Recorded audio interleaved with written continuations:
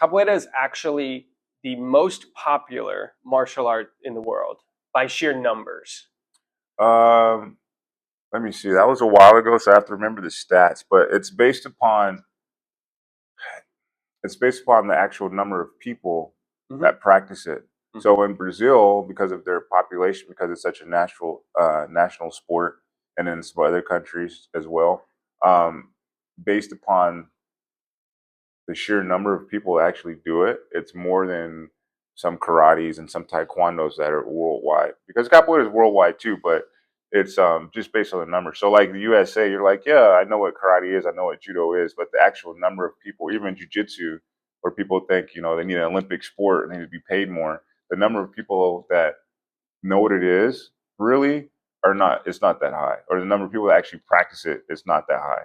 Everybody in martial artists, we have a lot of hubris in that sense that we think what we're doing is awesome and everybody wants to do it, and there are a lot of people doing it. When in fact, there's not that many um, for it. So yeah, capoeira is actually one of the most popular based upon the number. Not popular in every country, but because the amount of people that do it in Brazil and a couple other places, it's very high. Capoeira was fascinating. The first introduction to it, um, and if you've heard this before, either if you're listening or even Hmm. yourself, bear with me here. But I Yeah, no was worries. introduced to it in Nashville. Mhm. There's quite a popular scene there, actually, um, with a couple of different people and practitioners that just love it. And I got to learn a little bit of the history of a lot of the slaves, but Yeah, basically hiding their fighting capabilities and yeah. whatnot. You want to briefly go through that real quick? Well, so I like to tell people, this is a little maybe not what people are used to hearing, but I like to say that the first generation of Africans that came to the Americas, I like to call them prisoners of war. Hmm.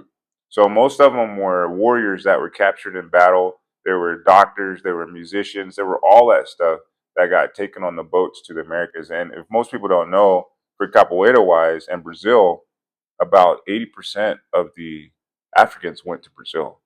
Only about 20% went to the North I America. did not know that. So you got what, 200,000, 300,000 in North America. Brazil had like 4 million slaves, like through the Caribbean, then channeled to North America, but then Brazil, 80%. So way further, or way more population of Africans there.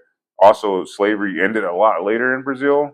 And if you go to Brazil and you go to a couple counties over from the big city, you'll see that it's really like 1950s America Wow. in some of those places. Like Yeah, it's yeah, yeah. very scary, racial wise. But the capoeiristas, that first generation of warriors, they combined some of their styles of fighting, and they kind of made it look like a ritual, so they didn't know they were practicing.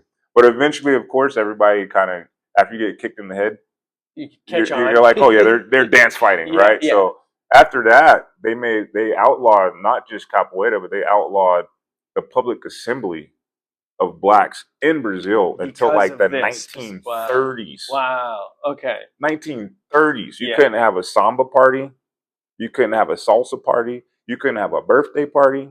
You couldn't get together to train martial arts. You couldn't do anything. And this was after slavery was done. Yeah. They still had the law. Wow. And Is this so, because so specifically because they were training and it was like there yes, might be an uprising at some yes, point? there was. Wow. There was lots Okay. of uprisings and a lot of escaped slave communities. They were called quilombos. They were basically like African kingdoms in the middle of the Brazilian jungle. The largest one was called, you can still visit it today, was called Quilombo dos Palmares. It was headed by a guy that would be called King Zumbi, Ganga Zumbi, his son. But they had 80,000 people in one village out in the jungle. You couldn't get to it. They fought the Portuguese army in Brazil numerous times and won. And the only reason that the Portuguese actually won was because, or actually defeated them, was because they got the number two guy and they captured him and they tortured him and made them show them how to sneak up on the camp. Uh, And then they attacked them when they weren't ready, basically, and killed everybody. They quartered King mhm. Zumbi, Yeah. split him up, and sent his body parts everywhere. And that's how they got rid of him. But you can still visit it today. It was like a legit West African style kingdom in the middle of the jungle. But there was a lot of them like that. They escaped, and capoeira became um, some part of the culture for a long time, even though people couldn't practice it officially.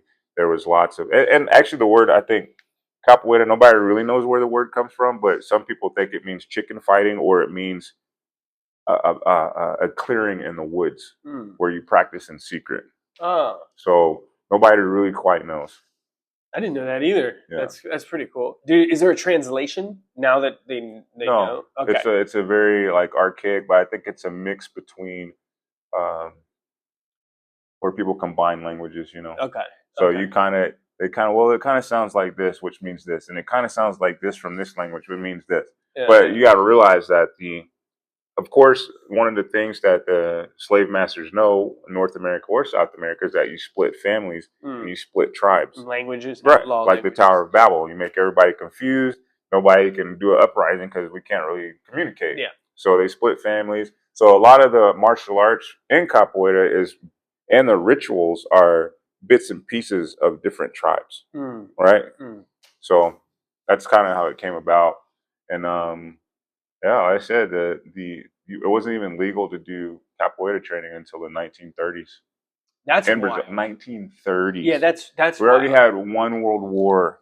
I know, right? And they fought in the war. Yeah. And actually, the one of the movies and the songs that everybody knows from capoeira is Paranauê, Paranauê, Paranauê, and that comes from the war that Brazil had with Paraguay, and all the heroes of the war were all the guys that practiced capoeira in secret, but they were the best warriors because they fought all day. That's cool. I didn't know that. And so they came back from the war as war heroes because they actually knew how to fight.